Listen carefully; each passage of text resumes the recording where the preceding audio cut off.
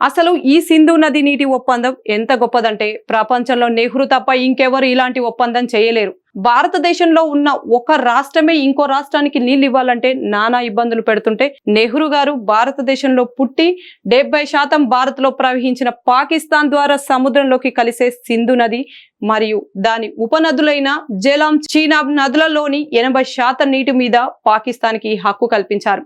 పైగా భారతదేశం ఈ నదులపైన ఎలాంటి నిర్మాణాలు చేపట్టాలన్నా పాకిస్తాన్ అనుమతితోనే ప్రపంచ బ్యాంకు పర్యవేక్షణలోనే చేయాలి. అసలు ఇలాంటి ఒప్పందం ప్రపంచంలో ఏ దేశము ఎవరితోనూ చేసి ఉండరు. కానీ మన గొప్ప ప్రధాని నెహ్రూ భారత ప్రయోజనాలను తుంగలో తొక్కి పాకిస్తాన్కు ఈ ప్రయోజనాలు కల్పించారు. ఎందుకో ఆ దేవుడికే తెలియాలి.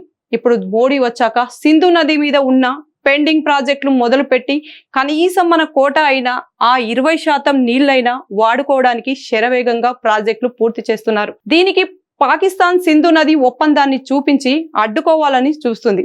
ఒకప్పుడు సింధు నదిపై నిర్మించే ప్రతి ప్రాజెక్టు పాకిస్తానీ ప్రతినిధులు చూపించిన తర్వాత గానీ నిర్మించే వాళ్ళు కాదు. ఇప్పుడు మోడీ వచ్చాక ఆ పద్ధతి మారింది. మీకు ఇబ్బందిగా ఉంటే దిక్కున్న చోట చెప్పుకోండి అని మొహం మీదే చెప్పేస్తారు.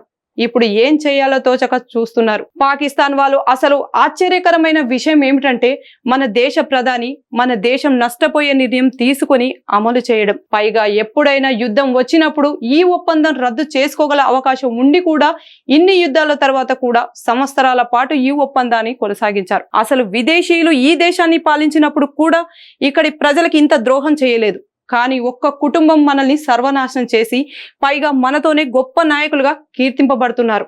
అంటే మనం భారతీయులతోనే ఏదో లోపం ఉందనుకుంటా. ఇప్పటికైనా నెహ్రూ కుటుంబం, గాంధీ కుటుంబం అసలు కానే కాదు అనే భయంకరమైన క్యాన్సర్ నుండి బయటపడదామా? కనీసం రాబోయే తరాలకు మేలు చేద్దామా?